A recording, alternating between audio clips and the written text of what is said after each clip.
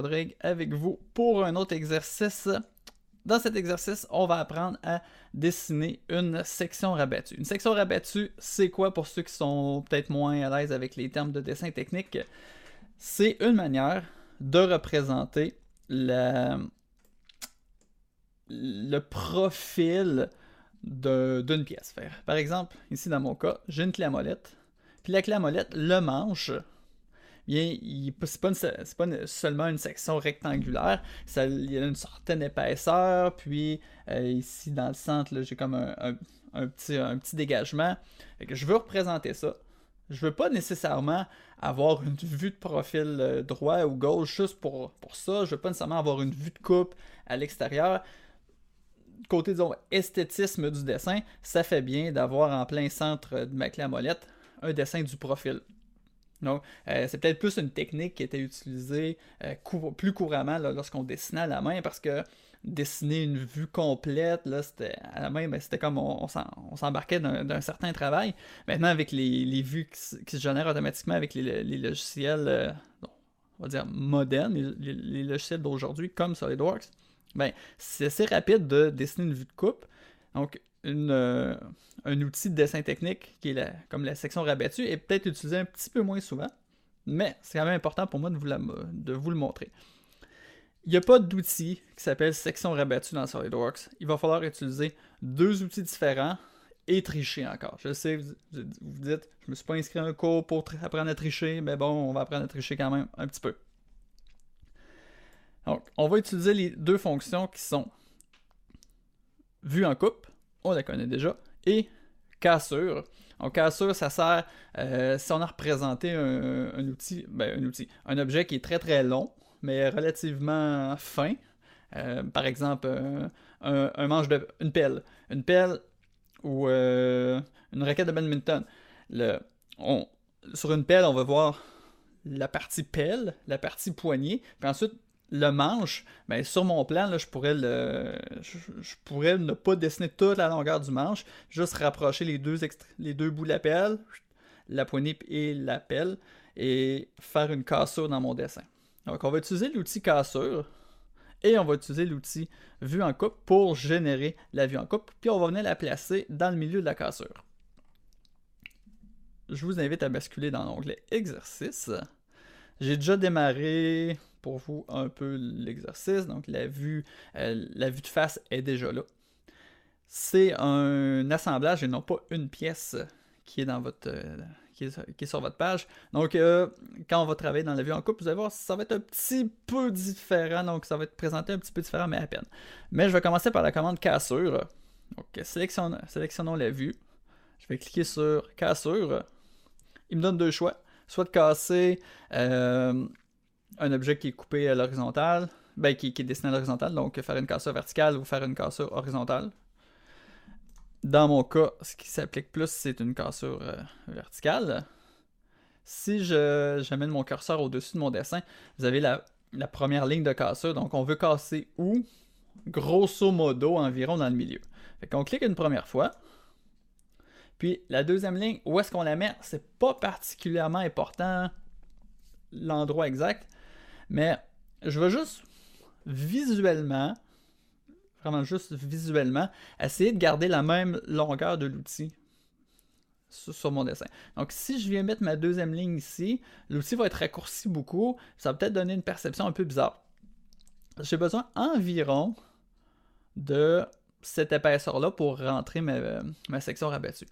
Donc je vais cliquer. Donc là, dans mon exemple, j'ai cliqué sur le bord du F, sur le bord du R. Donc, environ, c'est pas critique. Donc je clique une deuxième fois.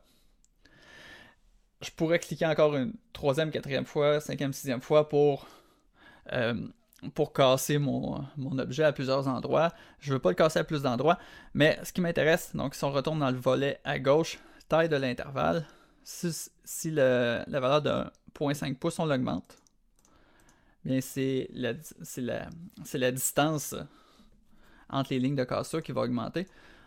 Mettons là autour d'un pouce, 1.1 pouce, là, ça devrait bien faire. On peut toujours venir rééditer cette valeur-là de toute façon. Donc on clique sur le crochet vert pour accepter. Maintenant, ben, ça va nous prendre notre vue de section. Donc, on va retourner dans l'exercice. On va la créer avec la commande vue en coupe.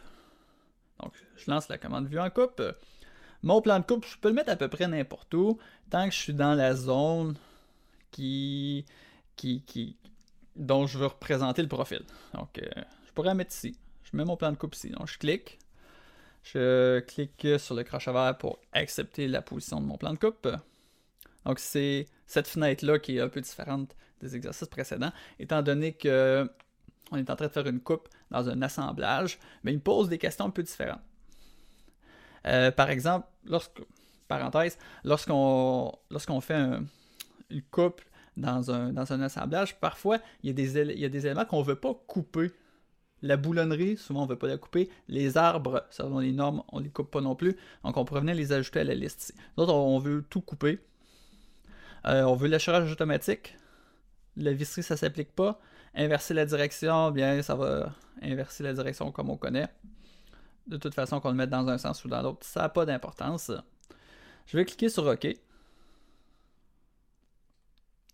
J'ai ma vue de coupe qui est apparue, que je vais venir placer ici, en plein centre de ma cassure. Par contre, c'est pas une vue de coupe que je veux. Ce que je veux, c'est une vue de section.